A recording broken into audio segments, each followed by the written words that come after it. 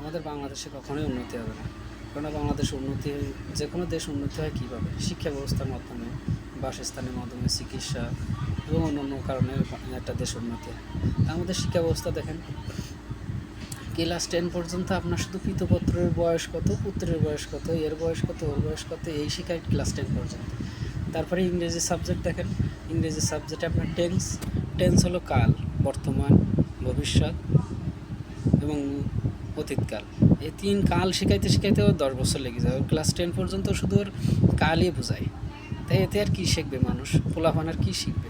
Class 10 পর্যন্ত পড়লে পোলাপানটা কী শিখে? কোনো জায়গায় যেই কিছু করতে পারবে না কিছু শিখতে পারে?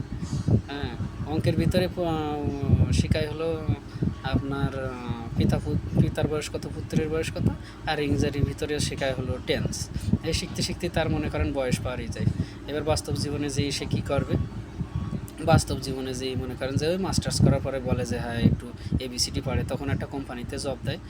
কোম্পানি দেখা যায় হলো আপনার হিসাব কিতাব রাখার, তারপরে কোন জায়গায় কি ওর সেলসম্যান হিসাবে দেয় যে ওই দোকানে এই জিনিসটা সেল করবি কীভাবে জানিনি, এই হিসাবে টাকা দেবো, সেল হিসাবে টাকা দেবো। তো এইভাবে কীভাবে পড়াশোনার একটা উন্নতি হয়?